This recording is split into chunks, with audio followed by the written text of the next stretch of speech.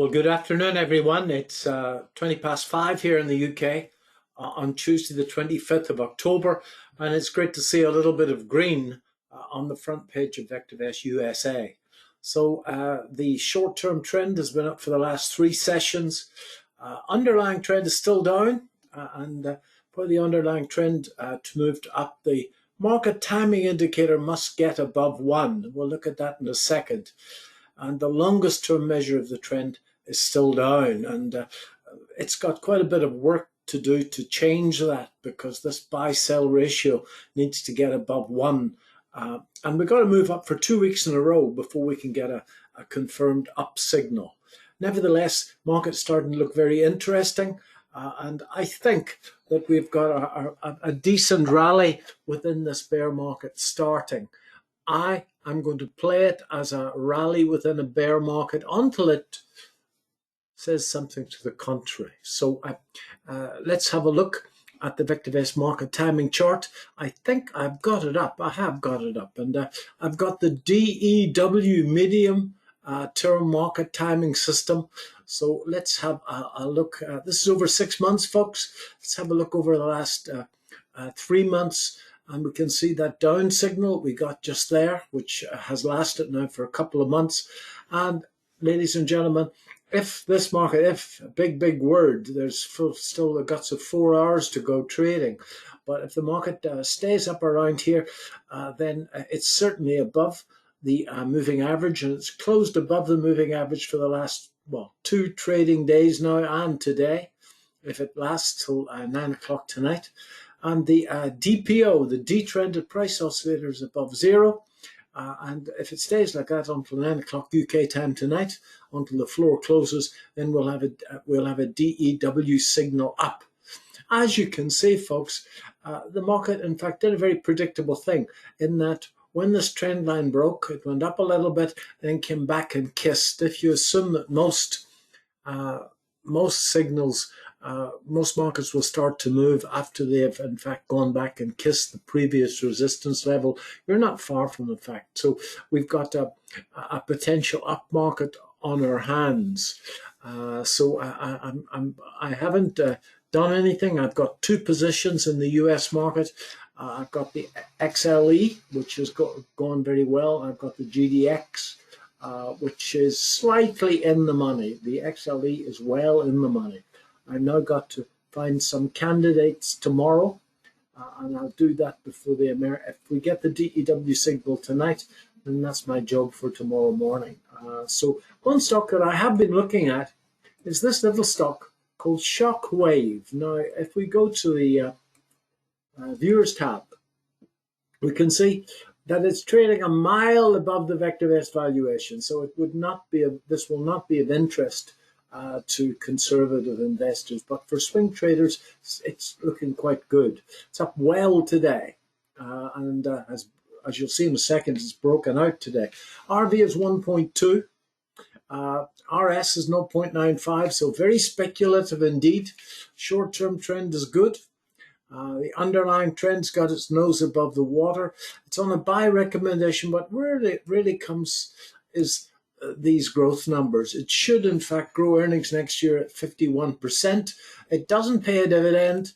If we actually go to the right-hand side, we can see sales growth, 116%. Now, this stock, if I've got the chart here, this is the stock, folks. And what it does, and it's something that's unfortunately very near and dear to me at the moment, is that if you've got a little bit of calcification in your arteries, what it does is it actually shock waves these little buggers and breaks them up.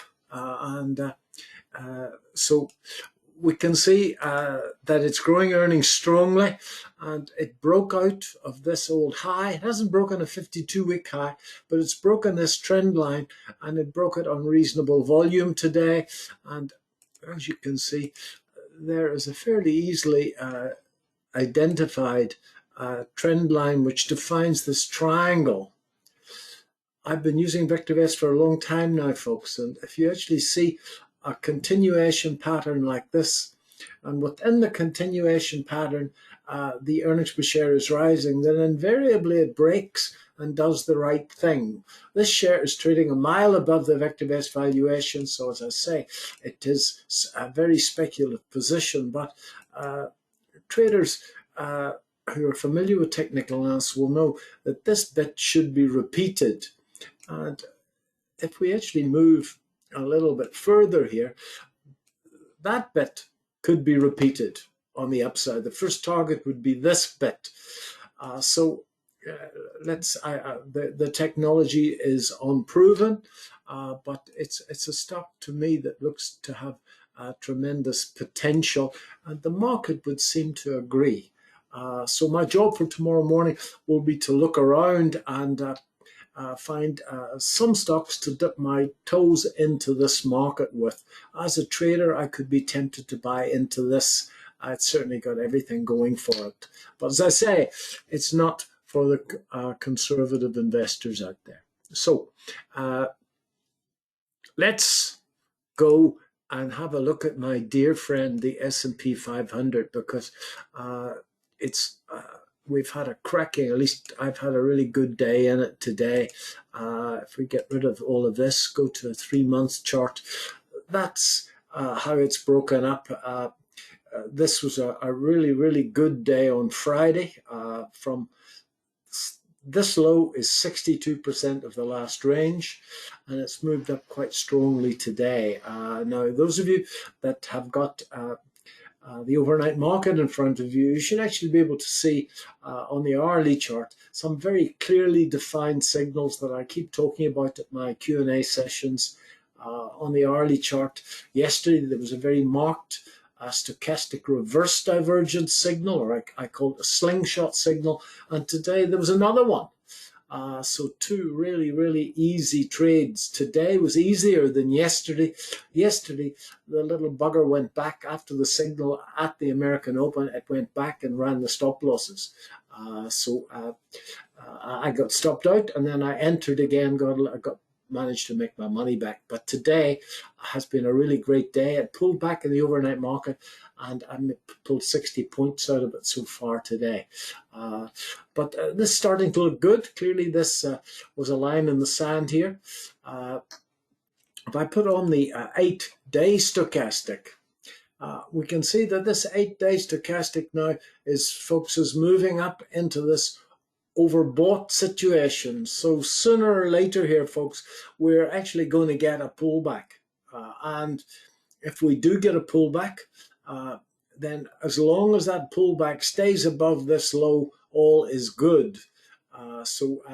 Just remember that markets don't move up in straight lines, and they actually we're due a major rising bottom here, but it looks quite good to me, and I shall dip my toes into the market with a couple of shares, a couple of positions tomorrow morning, and as soon as I do that, I'll in fact put a video out about those. But as from a trading perspective, I like the look of that shock wave as a speculative trade, in addition to the XLE, in addition to the GDX.